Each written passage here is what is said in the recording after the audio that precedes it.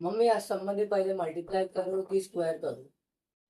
हे बघा तर या सम मध्ये आपल्याला मल्टिप्लाय आणि स्क्वेअर हे दोन्ही दिसत असले तरी सर्वात आधी आपल्याला स्क्वेअरच करायचा आहे. त्याआधी आपण 2 आणि मल्टिप्लाय असाच लिहून घेणार आहोत. स्क्वेअर म्हणजे काय की जो ब्रॅकेट मध्ये जो नंबर आहे त्याला आपण 2 वेळा लिहायचा म्हणजे स्क्वेअर. -3 मल्टिप्लाय -3.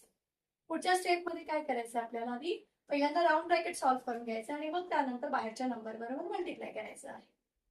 तर ब्रॅकेट मध्ये आपला -3 मल्टिप्लाय -3 आहे. त्याचा टेबल 3 पर्यंत जर बोललो तर आन्सर येईल 9 आणि मल्टिप्लाय मध्ये जर 2 मायनस आले तर आपण ते दोन्ही मायनस काढून प्लस लिहिणार आहोत. आता आपल्या या स्टेप मध्ये 2 मल्टिप्लाय +9 आहे तर आपण आता मल्टिप्लाय करणार आहोत ब्रॅकेटच्या बाहेरचा जो नंबर आहे 2 आणि 9 ह्या दोघांमध्ये. या स्टेप मध्ये दोन्ही नंबरला प्लसचं साइन आहे. 2 चा टेबल 9 पर्यंत काउंट करणार आहोत. आन्सर येईल 18. मल्टिप्लाय मध्ये 2 प्लस असल्यावरती प्लस प्लस हा प्लस होतो म्हणून आपण प्लस देणार. आन्सर येईल +8.